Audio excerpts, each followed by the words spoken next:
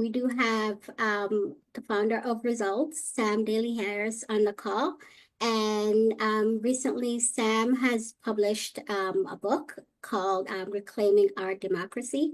And in these very difficult, I don't want to say the word difficult, but trying times, it's always good to hear from someone with experience, someone who's been through it all and who have seen it all. And I'm so glad you were able to join us tonight. So thank you so much for joining us, Sam. It's great to be here. Thank you. So Yeah, you said I've seen it all. I actually haven't seen what we're seeing now, but go ahead.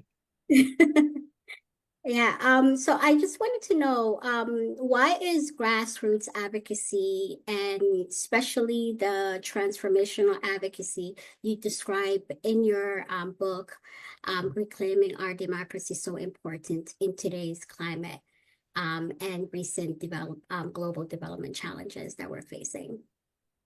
Well, thanks. And it's great to be with you all, and thank you for your work. Let me describe transformational. Transactional, we all know, sign the petition, transaction complete. But with transformational advocacy, we're trained, encouraged, and then succeed at doing things as an advocate that we never thought we could do, like meet with a member of parliament and bring them on board to your issue, or have a letter to the editor published on an issue you care about. And when you do those things that you thought you couldn't do, you see yourself differently. You see yourself in a new light. And that's the transformation, how we see ourselves differently. So why is that important, given what's going on today? We're going to see if it pays off, because transformational advocacy gets you relationships with members of Congress, members of parliament, members of Bundestag, whatever. And will those relationships pay off? I'm going to stop with this story. I was talking with the head of organizing from a very large group. Everyone on this call would know this group. And the head of organizing said to me, we can't let our volunteers write letters to the editor or op-eds because they'll get it wrong and misrepresent the organization. So they were all about protecting their brand instead of empowering their advocates. And so we need to get away from transactional advocacy, protecting our brand advocacy, and get more deeply into relational advocacy. Yeah, just by being like a public engagement manager, working with volunteers daily, I do see the difference when you describe, I see like the transformational advocacy in play on a daily basis. So it's really awesome, especially when you see a volunteer publish the first LTE or schedule a meeting with an MP for the first time. So my next question for you would be, Sam, can you tell me a time when you felt discouraged by the state of the world, but found the strength to continue? Well, okay, so let me say it this way. I feel discouraged constantly, meaning I read a headline and I feel discouraged, and then I snap out of it. And my gig is really to help other people with their discouragement. I'm going to tell a story. I was interviewed 13 months ago, January a year ago, on a radio program in the US, 1A. It's a national public radio. It goes to 350 stations all around the United States. This is 11 months before the election, and the interviewer, this is question number 2. He said, the nature of our politics now, you can feel beat down by it. I mean, this is my career and I feel beat down by it. I don't participate the way others do because I'm a political journalist, but I do have to pay attention. It's a grind, Sam. I mean, I know that you know that. What am I feeling? What is the way out of that? And he actually said, it's a grind. It's a grind, Sam. I mean, I know you know that. The first thing I said to him was, Apollo astronaut Rusty Schweickart said, we aren't passengers on Spaceship Earth. We're the crew. Well, are we? And if we are, how does crew operate? Second thing I said was futurist and climate activist Alex Steffen said, in fact, these days, cynicism is obedience. Well, yeah, if I'm cynical, I'm obedient to the way things are. And so I'm not going to do anything about it. Why would I if nothing I do makes a difference? So I'm constantly addressing other people's cynicism. My discouragement is like this tall, and my clarity on who the heck I am in the world is gigantic. So do I feel discouraged all the time? But it's kind of like it goes away in just a moment because I'm more grounded in who the heck I am.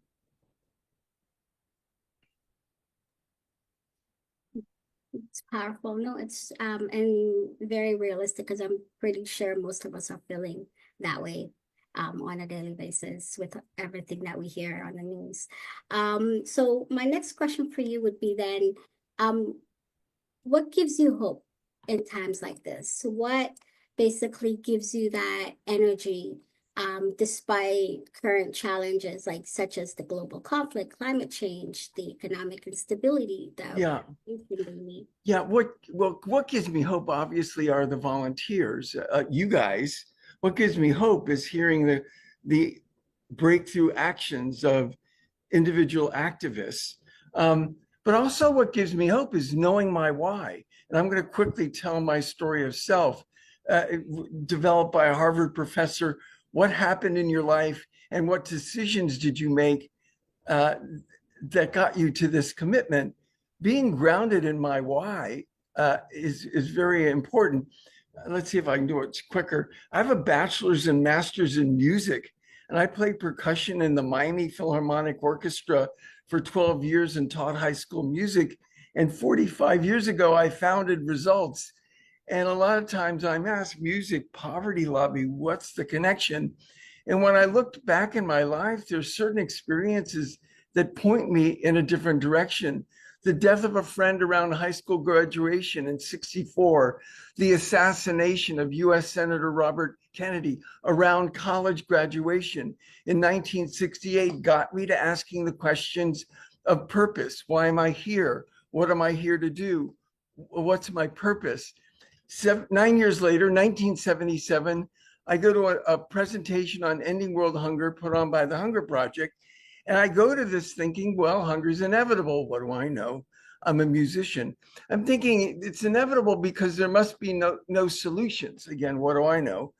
Because if there were solutions, somebody would have done something by now. But I go to the event and it's obvious right away. There's no mystery to growing food, clean water, basic health, literacy. I'm not hopeless about the perceived lack of solutions. I'm hopeless about human nature, people who just never get around to doing the things that can be done.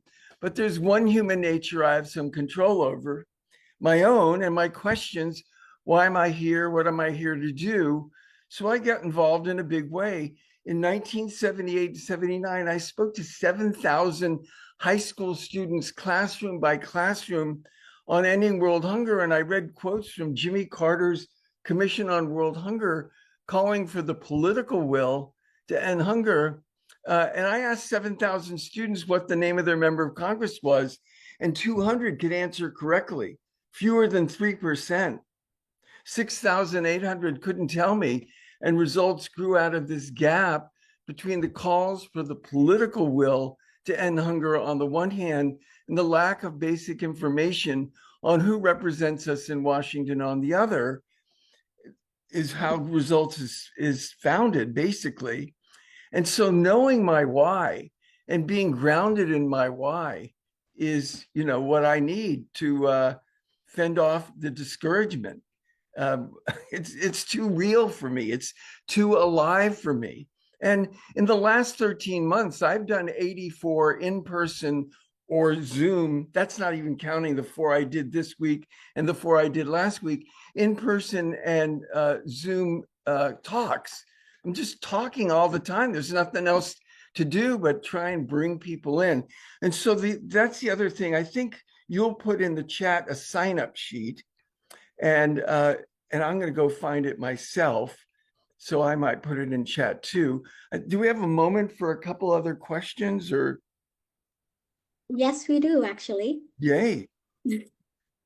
Um, so we don't have any questions. I don't see any questions in the chat right now, but please feel Well, free how about answers? Could people put some answers in the chat? to what gives us hope. Yeah. Does anyone have any questions for Sam while we have him here? Okay, so let me just say what I'm putting in the chat is a sign up sheet and the link to the website. And I mostly do talks in the US, but so one is if you'd like to join my mailing list, Civic Courage mailing list, that's one of the options. The other is, would you like to be connected with an organization that works to deliver transformational advocacy? Well, if you check that one, I'm going to just send you to Results Canada. But in the US, I send people to Results or to Citizens Climate Lobby, the Quaker Lobby, FCNL. The third is whether you have a speaking idea for me, like your book group, your club, your church, your synagogue, your class, you teach a class. So if you have any thoughts on there, you can just use that sign up sheet. So I'll be quiet and see if there are any um, uh, questions. Great. Thank you so much for sharing that, Sam. I believe Peace has a question. Yeah, Oh, you actually, I have an answer. Okay. go for it. Yeah, so you asked us what gives us hope. I come from a place where without hope would be nothing. So just knowing the fact of hoping that something will come, something will be better, the fact of being an idealistic and see the world as a better place is what helps me continue whatever I have to do. Yeah, good. Yeah. Thank you. I'm going to give another quote on the powerlessness, the cynicism. There's a professor at Stanford, Jamil Zaki, and he had a book out last year, and it's called Hope for Cynics: The Surprising Science of Human Goodness. Now, we have to figure out what we're going to be a stand for. I mean, are we a stand for being pissed off or hopeless? Or are we going to be a stand for something more powerful? Hope for Cynics: The Surprising Science of Human Goodness. And in the book, he says, when you're cynical, it's like you're playing poker and you fold your hand before the game even starts. Well, I say when I'm talking in the US, it's like if you're a civic cynic, you fold your hand before the Congress is even sworn in, before the first bill is even introduced. I think we need images like those, to kind of wake us up from that discouragement that so many people can feel. Yeah, I couldn't agree with you more. We have a question from one of our high school students, Sam. Right? And, Daniel wants to know, what do you hope to see most in application methods from students? What are some of the methods of application Uh, that bring you passion as well? Okay, well, so let me say a couple of things. One thing is the worst voting in the United States is young people. That's the lowest vote rate for starters, just talking about voting.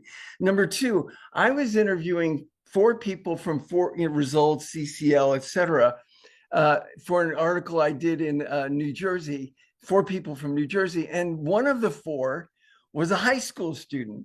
And he said, my the meetings with our members of Congress are during school, so my principal gives me a room so I can, this was online, I guess a little bit during COVID, so I can take the meetings with the member of Congress. When we're in person or on Zoom, the congressperson or the aide pays more attention to the high school students. It's like they think something. And for me, it's like, uh, um, it's almost like the elected official and the staffer doesn't want the high schooler to think it's all a pile of crap. So they pay more attention and show that it matters, and that high school students get paid more attention. So my response to you is bring them in, bring your fellow students in, let them experience what meeting with an MP is like, of course, with preparation first.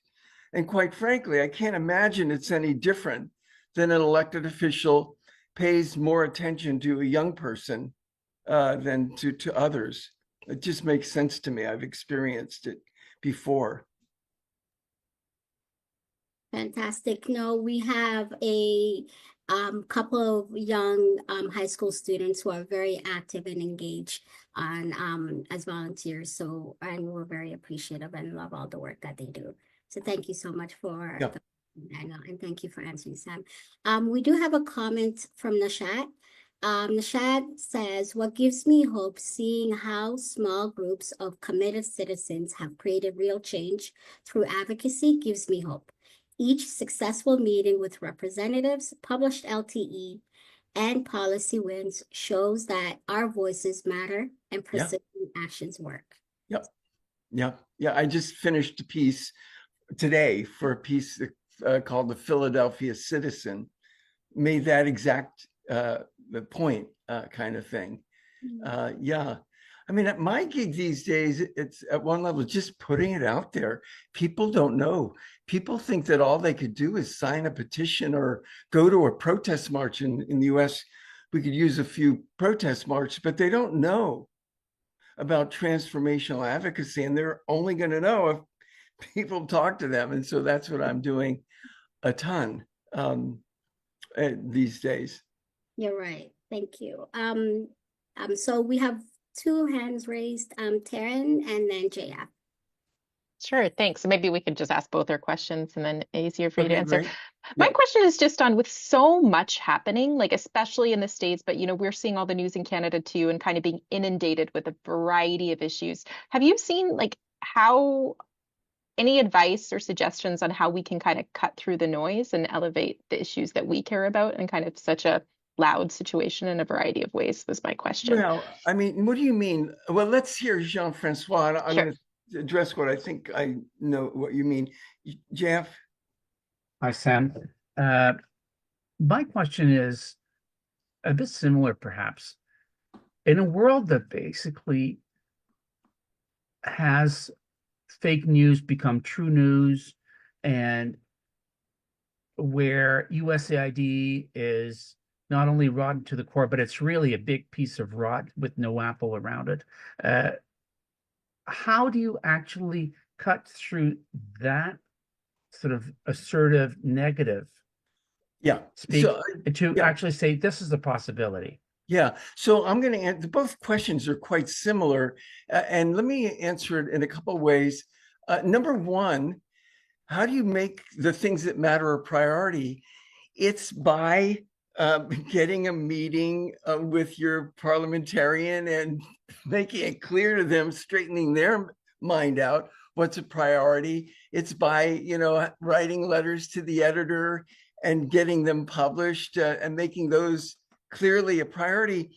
To be honest, for example, on the USAID thing, I wrote this op-ed and, I sent it to the New York Times and they didn't take it. And I sent it to the Washington Post and they didn't take it. And now it's with an editorial page editor I know in Nashville, Tennessee. And I said, do you know, it's the same paper chain. Do you know the editorial page editor in West Palm Beach where Trump lives in Mar-a-Lago? Could you get him to publish it with you? I don't know if he's going to publish it either. But the point is, you be clear what the priority is, and then you use the trim tabs, whether it's a letter to the editor, or a meeting with the editor at the paper, a meeting with the member of parliament, or getting on the radio kind of thing. You be the stand for what's not BS and what is. And do what you can to make that happen. I did a call Monday morning with 12 women from Dayton, and I did a call Wednesday with 30 of a webinar, A-Plan coaching, and one of my podcasts came out today, and I recorded another one today, and I'm doing this call tonight. There's nothing else to do but try and break through and get get the word out there, and sometimes you're going to break through bigger and sometimes you're going to break through smaller, but yeah. Great. Thank you so much for answering that. And we have one question, and I think Taryn, it's from Navicia. It's in regards to USAID. Yeah. Oh yeah, with the gap left by USAID, how can results support capacity building in middle-income countries in addressing poverty and global health? In other words, how can we use this moment to dismantle the continuation of colonial power structures that hold all the power when it comes to ending poverty? Yeah, and maybe I can say something to this, and Sam or others if you want to jump in, because I think there's a lot of different answers to this one. I think it's a super important question, and maybe I'll just share a little bit of an anecdote. So for those that might not be aware of Results, we're part of a global partnership of advocacy organizations that advocate on global health. So of course, Results Canada and US, but we also have partners across the African continent, in India, Australia as well. And the USAID cuts on our African partners in particular are devastating because they're not like Results Canada and that we don't implement programs. A lot of them do both advocacy and they do health work in their communities. And one of our partners in Tanzania was saying one of the silver linings of this has been he and his team have been knocking on the door of government officials in Tanzania and encouraging them and giving them ideas on how they can increase resources to go towards TB in Tanzania, ideas on how they can improve domestic resource mobilization, better integrate TB. And it had kind of fallen on deaf ears. They weren't getting a lot of traction on this. Within 2 days of the USAID cuts, that government official had reached out to them and asked for ideas on how they could better prioritize TB within their budgets.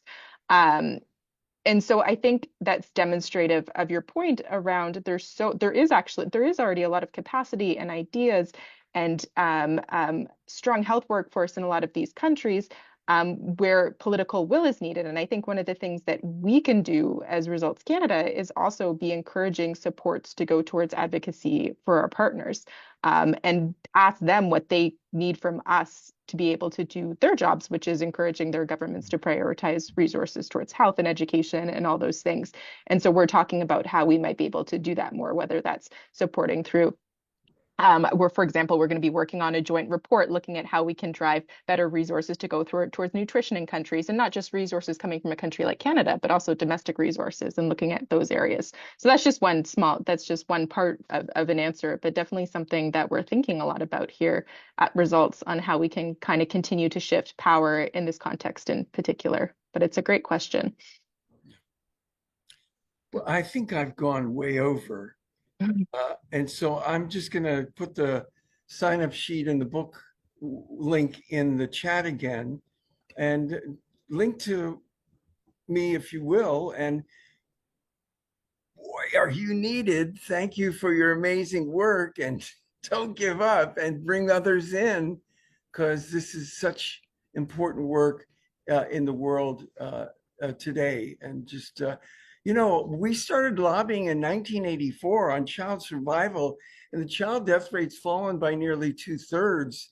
Your work on the Global Fund to Fight AIDS, Tuberculosis, and Malaria, 59 million lives have been saved in 20 years between 2002 and 2022.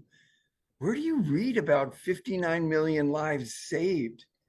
You have to lift that up so people can have a clue as to the possibilities that are out there and what's going on that works.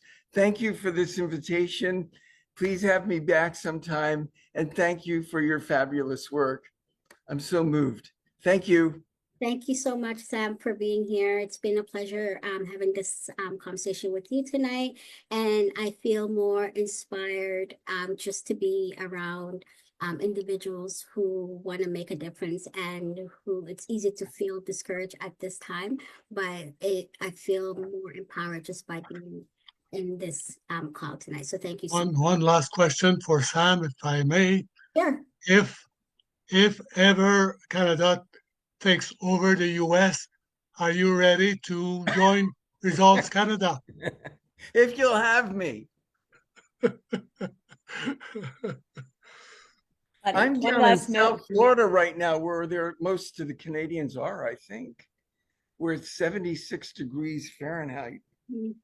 So Sam, may I just add one small comment? I put it in the chat too, but my late husband, Oliver, would always tell people that results is a cynicism buster. And I think he was right on. Yeah. Yeah. And that's you. That's us. So thank you. Thank you. Bye-bye. Bye.